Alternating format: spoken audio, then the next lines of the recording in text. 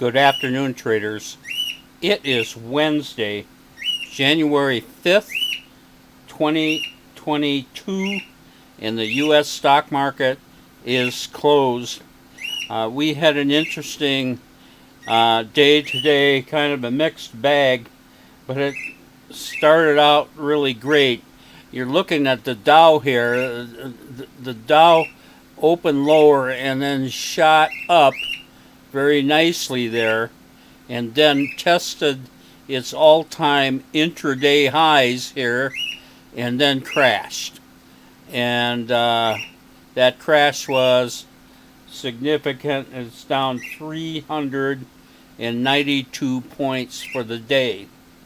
Okay, this is the good news. We had 8 positions coming in to today, and we closed out 7 of those positively, 1 negative, and the negative was only negative $150. So it's almost like we had a clean sweep of all of our 8 positions this morning. And keeping up the good news is we had $7,000 positive in open trade yesterday on the close.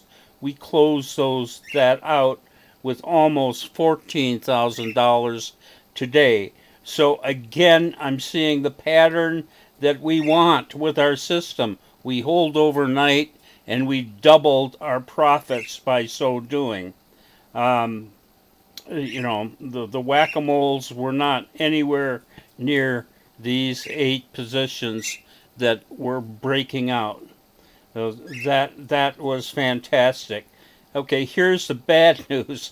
We got into 5 positions, only 1 is positive, 4 are negative, and we're negative $13,000 going into tomorrow. Now, so we close out 14 positive, but we're carrying negative 13. So that's that kind of cancels out our big wins. I'm not trying to put lipstick on a pig here, but I still am not discouraged by this, because this is very typical of the pattern we used to see all the time. Our positions are moving with the Dow, which is our kind of our measurement of the overall market. And you see here with the Dow, it opened lower and then shot up here, climbed like the first half of the day, and of course as it's climbing here, we get in to those 5 new positions, and some of those were profitable here, but then the Dow collapses, and that just takes down 4 of those 5 positions rather severely, and that's where we're coming up with a negative $13,000 loss. But this is not action by the whack-a-moles. This is just what we've seen all the time, or it's just bad stock action, but it's not being driven by hedge fund managers that are trying to sell every pop in the market. This was just a sell-off of the overall market, and it took 4 of our 5 positions down. I'm not concerned about that. Let me show you 3 of our great trades today. This first one, this is kind of a double trade I'm showing you. This is Gush, Gush, which is oil and gas exploration. We had gotten into this on Monday. It popped up yesterday, and we took $6,800 out of that thing yesterday, and then we got re-entered on it, and it popped again this morning. Perfect. This is what our system's supposed to do. And what happens? We take our profits on the high bar of the day.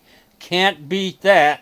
And that adds another $3,700 to our take. So this whole move that we execute almost perfectly takes out $10,000 total. That's just beautiful. That's absolutely perfect trade in oil and gas exploration. Now let's look at another one.